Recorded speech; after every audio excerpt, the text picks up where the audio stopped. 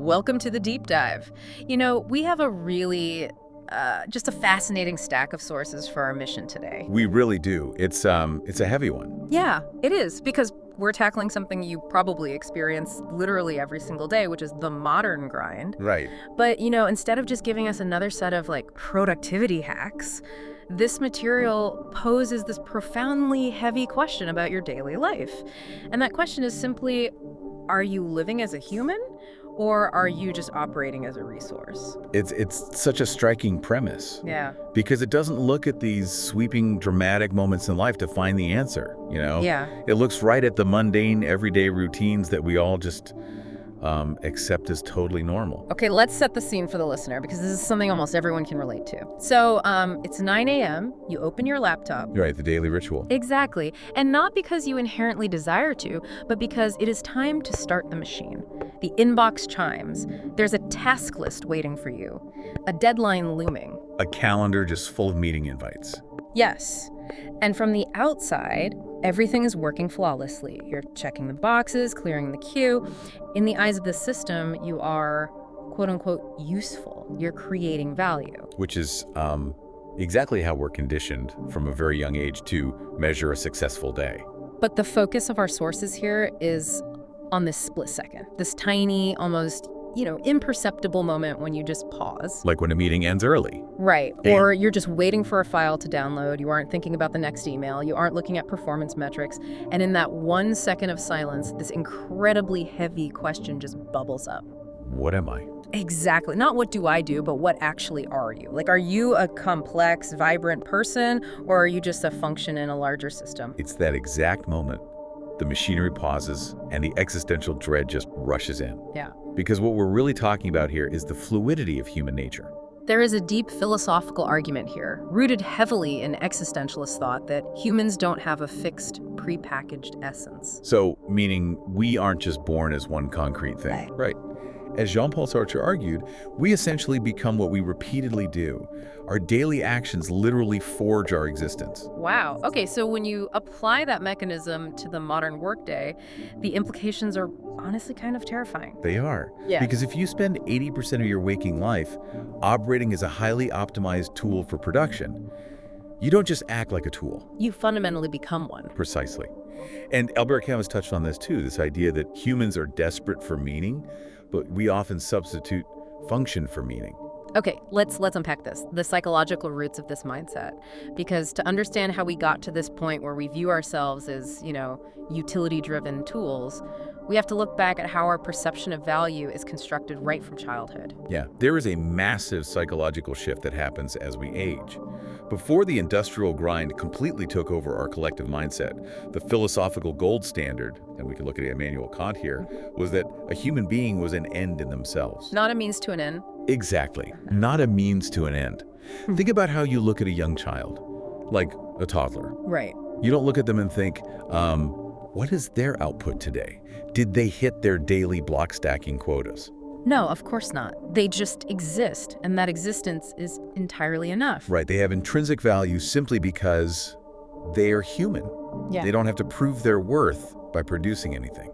But as we grow up, that changes. It changes drastically. The questions the world asks us shift. The adults around us stop asking, how do you feel? Or who are you? And they start asking, what are your grades? Yes. What are you good at?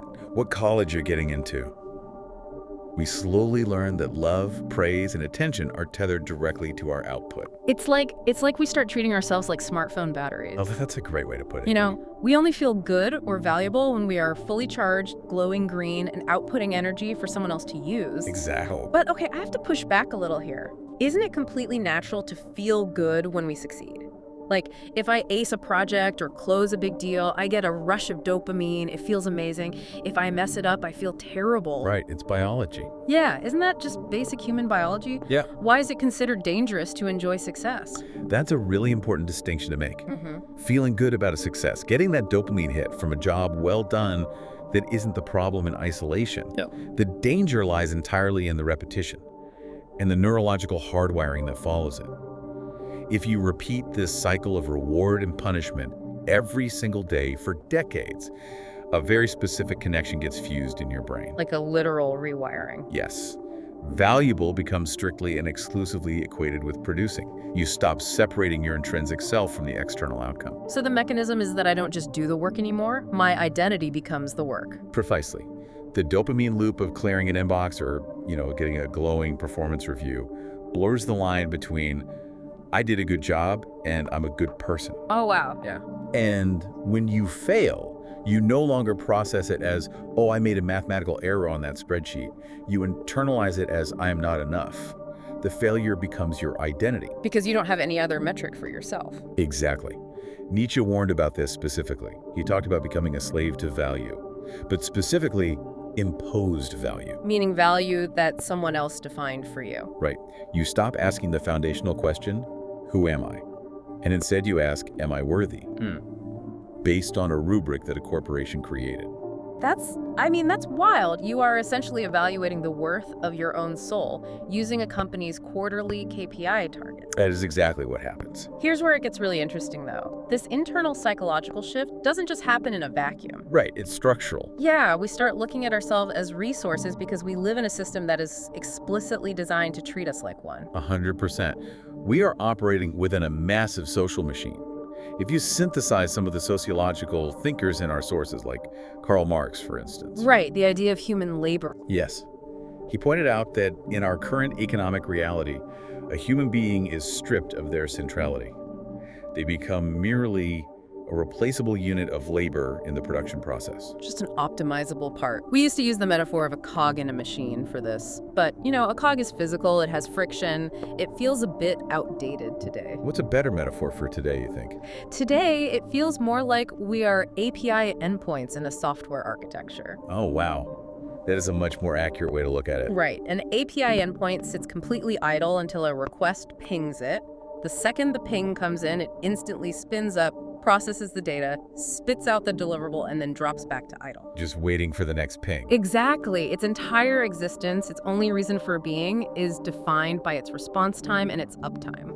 And that modern architecture runs entirely on what Max Weber called instrumental rationality. Instrumental rationality. What does that mean in practice? It's a logic where absolutely everything must be optimized.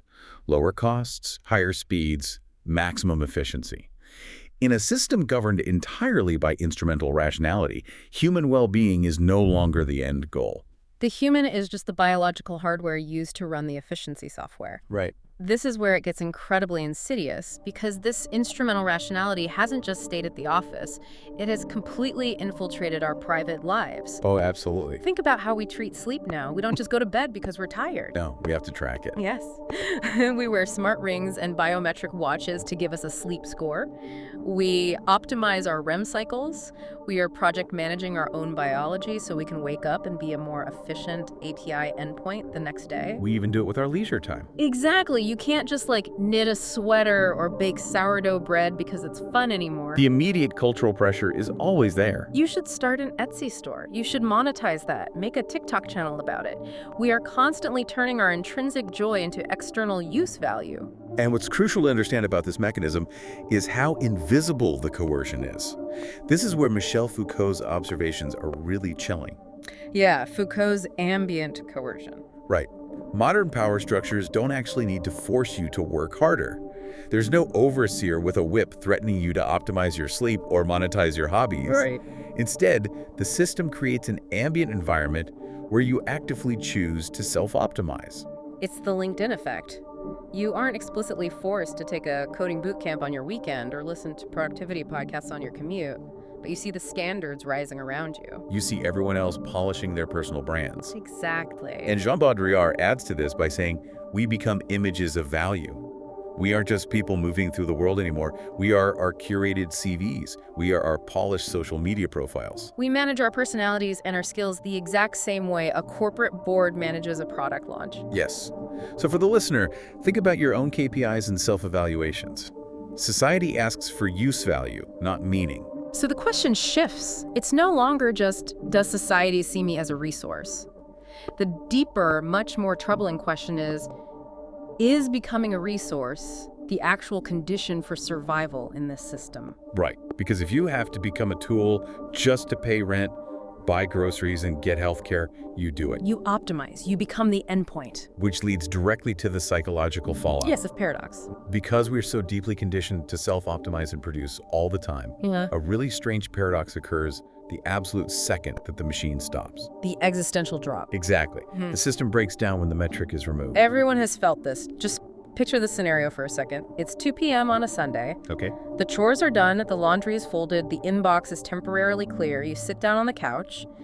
At first, for maybe, I don't know, 15 minutes, it feels amazing. It's light, it's free. But it doesn't last. No. Then this strange, uncomfortable itch creeps in. It quickly turns into this low-level anxiety. You start looking for a documentary to watch so you're learning something or a closet to organize. You desperately look for a task to fill the void. Because you suddenly realize you cannot stand being without a function. What's fascinating here is how well philosophy mapped this out decades ago. It is the terror of free time. Yeah. Sartre talked about the fear of freedom. When you strip away all the roles, the deadlines, the job titles, and the unread emails, you are forced to face yourself. Just yourself, without the armor of your productivity. Exactly. And Camus pointed out that when we lack external meaning, the absurdity turns inward. For someone who has spent their entire adult life being a resource, that freedom is deeply unnerving. Because there's no dashboard metric for successfully staring out a window. There's no rubric to tell you that you're doing a good job at just existing on a Sunday afternoon. Precisely. You are looking for validation in a moment that doesn't provide any external feedback. Nietzsche pointed out that humans actively crave a structure or a role to cling to. Because defining yourself without those metrics is incredibly heavy. Yes. It requires you to generate your own meaning from scratch, rather than just inheriting meaning from your employer's goals. It makes so much sense when you think about the psychological devastation of people who lose their jobs, or even when they retire. Absolutely. Losing a job isn't just a loss of income, which is obviously stressful enough. It is a fundamental loss of self. You wake up on a Tuesday morning and think, who am I without this? Right. If I'm not producing, Sure. do I even exist? Exactly. It exposes how completely we've merged our identity with our utility. When the utility goes to zero, we assume our identity has also gone to zero. Now, at this point in the conversation, it's incredibly easy to just throw our hands up and blame the system entirely. It's the most comforting thing to do, honestly. Right. We can just sit back and say, well, the economy made me a tool, society is a ruthless machine, I'm just a helpless victim of the modern grind. But true philosophical inquiry demands we look at our own complicity in all of this. We aren't just passive victims. No, we aren't. Sartre doesn't let us off the hook here. He says we always have a choice in how we interpret ourselves within our environment. Right. We might not have chosen the architectural layout of the modern economy, but we choose to adopt its metrics for our own souls. Nietzsche observes that we actually agree with the system that controls us. And we agree with it because it offers us things we desperately want. Safety, stability, a clear ladder to climb, social standing. Exactly. We willingly trade our intrinsic, unquantifiable human value for the comfort of being a highly valued, highly predictable resource. The system says, if you act like a good tool, we will give you a roadmap for your life so you never have to face the terrifying void of figuring it out yourself. And we say deal. We enforce this on each other every single day. Think about it when you go to a dinner party or a networking event and you meet someone new. Oh, I know exactly what you're going to say. What is the literal very first question out of your mouth? What do you do? Yes. What do you do for a living? We use the exact same metrics of utility on each other. We size each other up based on function. We categorize people by their industry, their title, their output. We are the enforcers of the machine. If we connect this to the bigger picture, this is where we have to look for a practical way forward. Yeah, because we can't just quit society. Exactly. The pragmatic reality is that you can't just wave a magic wand and make the system disappear. And quitting society entirely to live off the grid in the woods isn't a realistic or even desirable option for most people. So how do we exist within the machine without letting it devour us? We could look at the Stoic approach, which is incredibly useful here. Think about figures like Seneca or Marcus Aurelius. Marcus Aurelius, the Emperor of Rome. Right. The ultimate CEO, essentially running a massive, complex, demanding system. He didn't quit his job because the system was flawed or overwhelming. He remained the emperor. He dealt with the politics, the wars, the daily administration. But the key distinction was how he viewed that role. Exactly. He refused to let the role of emperor completely define the man Marcus Aurelius. He maintained an inner citadel. This is the Stoic middle ground. You participate in the world. You create, you work, you answer the emails, you provide value. But you do not dissolve into the system. You use the system to live, but the system doesn't define your right to exist. You are in the machine, but you are not of the machine. That is the crucial distinction. You have to actively, constantly separate your actions from your core self. Okay, conceptually, that sounds like a beautiful philosophical theory. But mechanically, how do we survive the daily grind using that? Like, how do we actually live in that middle ground on a Tuesday at 2 p.m. when Slack is exploding and the boss is demanding a status report? Moving from theory to practice is tough. Epictetus teaches us to completely separate action from self. It requires a ruthless, conscious separation. What are the core takeaways there? It's almost like a daily recalibration. Well, You work, but you are not the work. You create value, but you are not that value. You fail, but you are not a failure. But because our brains are so hardwired for those dopamine loops we talked about earlier, severing that link has to be incredibly difficult. Oh, it is remarkably difficult. Yeah. The brain's natural habit is to attach outcomes directly to identity.